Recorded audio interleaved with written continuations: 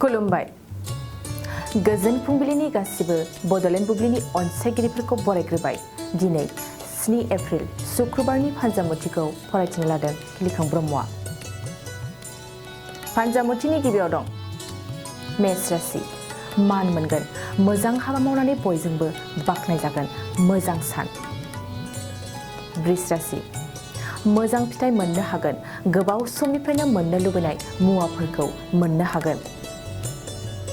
मिथुन राशि। मानिबा जिंगा साग्लोबनो हागौ, गोसोआव गोबां बेले-बेजे साननाय सोमजिगोन।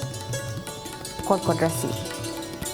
माबा मोनसे गेदेर बिबान मोननो हागोन, गोसो होनानै गावनि बिबानखौ मावफुङोब्ला जाफुंसारनाय मोनगोन।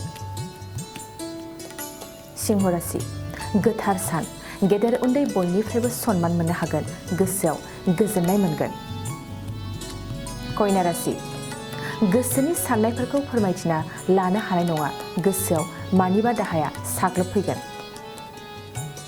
तुला राशि। मोजां सान, बेराम आजारनिफ्राय रैखा मोननो हागोन, सावस्रिया जौगागोन। वृश्चिक राशि। गाज्रि मुं मोननो हागौ, सानै हनै हाबाफोरखौ मावनांगोन, गोसोखौ हमथाना सोलियाब्ला गेदेर जेंनायाव गोग्लैनांनो हागौ। धनु राशि। खहा जानो हागौ, जेराव मेराव हान्थिनो नाङा, दाबसे जायगायावनो दिदोमै थायोब्ला गाहाम जागोन। मकर राशि। साननायफ्रा मोगथाङाव महर मोनगोन, गोजान लामा हान्थिनानै गोजोननाय मोननो हागोन। कुम्भ राशि। धोनफ्रा जामलांनो हागौ, रांखावरिखौ गोसो हमथाना बाहायनांगोन, सानै हनै सोलियोब्ला गाहाम। मीन राशि। साननाय मानि फेलें जाजोबनो हागौ, गोसोखौ जोबोद लोरबां मोनगोन, गाज्रि थासारि नुजाथिगोन। दिनै सानसेनि राशि फरायथिनायाबो एसेनोसै। आसा खालामो नोंथांनि दिनैनि साना मोजाङै मोजां थांगोन, बेखौ बड'लेण्ड बुब्लि नखरनिफ्राय मिजिंथिबाय। गोजोन्थों। बाजाज बाइक लानो गोसो गुदुं सुबुंफोरनि थाखाय गाहाम खौरां। क'क्राझार जिल्ला सेरफांगुरियाव थानाय फुंखा इन्टारप्राइज बाजाज श'रुमा 10, 11, 12 आरो 13 एप्रिलाव सानब्रैनि हाबाफारिजों मेगालन लोगोसे एक्सचेन्ज मेला खुंफुंदों।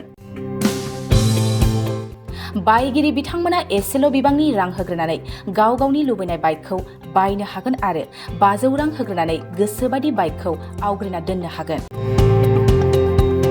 बे सानब्रैनि गेजेराव नोंथांमोना सेरफांगुरियाव थानाय फुंखा इन्टारप्राइज बाजाज श'रुमाव खुंफुंजानाय मेगालन काम एक्सचेन्ज मेलायाव फैनानै नोंथांनि लुबैनाय बाजाजनि बाइकखौ लांफैनो हागोन। फुंखा इन्टारप्राइज बाजाज श'रुमा मोजां अफार लाबोदों। 5 लिटार पेट्रल फ्रि, गंनै हेलमेट फ्रि, केस होनानै बाइक बायगिरिफोरनो 1500 रां केसबेक हरफिननाय जागोन। 13,999 रां बेसेनावनो डाउन पेमेन्ट होनानै बाइक लानो हागोन।